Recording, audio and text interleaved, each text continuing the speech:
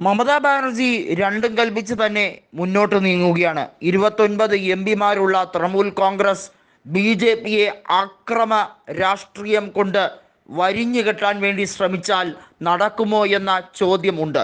എന്നാൽ ബംഗാളിൽ അത് നടക്കുന്നുണ്ട്. ലോക്സഭാ തെരഞ്ഞെടുപ്പിലെ വമ്പൻ തോൽവിക്ക് ശേഷം BJPക്ക് ബംഗാളിൽ ഇനി പിടിച്ചു നിൽക്കാൻ കഴിയില്ല എന്ന് വ്യക്തമാക്കുന്ന തരത്തിലാണ് ഉപതെരഞ്ഞെടുപ്പ് ഫലം വന്നത്.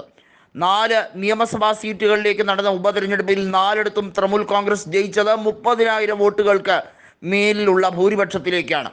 ഇത് സൂചിപ്പിക്കുന്നത് 2026-ലും മമതാ ബാനർജിക്ക് 4/3 ഭൂരിപക്ഷം ലഭിക്കുന്ന സാഹചര്യത്തിലേക്കായിരിക്കും കാര്യങ്ങൾ പോകുന്നതെന്നാണ്.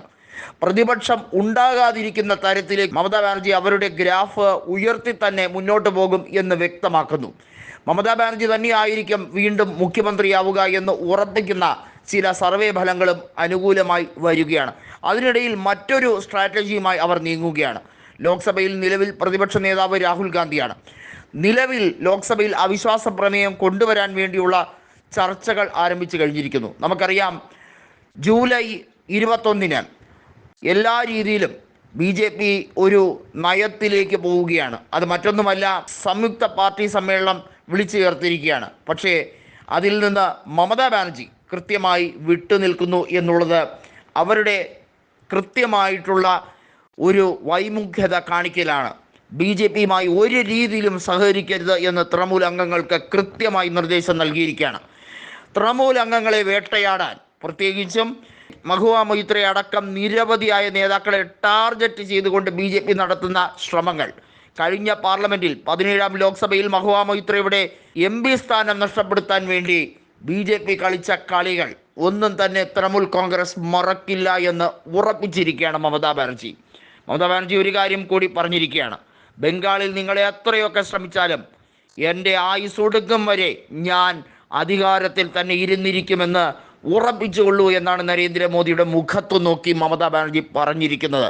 അതൊരു ദൃഢപ്രതിജ്ഞ തന്നെയാണ് എന്നുള്ളതിൽ ഒരു സംശയവുമില്ല. ഏറ്റവും കൂടുതൽ കാലം ബംഗാളിൽ മുഖ്യമന്ത്രിയായിരുന്നത് ജ്യോതി ബസു ആണെങ്കിൽ ഇനി അങ്ങോട്ടാകാൻ പോകുന്നത് മമതാ ബാനർജി തന്നെയായിരിക്കുമെന്നുള്ളതിൽ ഒരു സംശയവുമില്ല. നേരത്തെ മുഖ്യമന്ത്രിയായിരുന്ന ബുദ്ധദേവ് ഭട്ടാചാര്യയുടെ റെക്കോർഡും മമതാ ബാനർജി തിരുത്തി കുറിച്ചിരിക്കുകയാണ്. നിലവിൽ 13 കൊല്ലമായി കഴിഞ്ഞിരിക്കുന്നു തുടർച്ചയായി മമതാ ബാനർജി അധികാരത്തിലിരുന്നിട്ട്. ഇതിനിടയിൽ BJP പല രീതിയിലുള്ള കളികളും കളിച്ചു. ഇപ്പോഴത്തെ രാജ്യസഭ അധ്യക്ഷനായിട്ടുള്ള ജഗദീപ് ധൻഖർ ബംഗാളിൻ്റെ ഗവർണറായിരിക്കുമ്പോൾ നിരവധി തവണ BJPയുടെ വക്താവായി അദ്ദേഹം മമതയ്ക്കെതിരെ വലിയ രീതിയിൽ ഒളിയമ്പുകൾ ചെയ്തു. അതിലൊന്നും പകച്ചു നിൽക്കാതെ തന്നെയാണ് അവർ പോരാടിയത്. അതുകൊണ്ട് തന്നെ അവരുടെ പോരാട്ടം ഒരു വിപ്ലവകരമായ രാഷ്ട്രീയത്തിൻ്റെ മുതൽക്കൂട്ട് തന്നെയാണ്.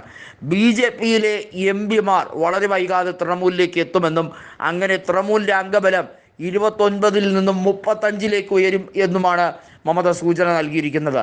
ഇത് BJPയുടെ ചങ്കിടിപ്പ് വർദ്ധിപ്പിക്കുകയാണ്. എങ്ങനെയായിരിക്കും ആ ചാക്കിട്ട് പിടുത്തം ഉണ്ടാവുക എന്നത് വളരെയധികം ആകാംക്ഷയോടെ കാത്തിരിക്കുന്നു ജനങ്ങൾ.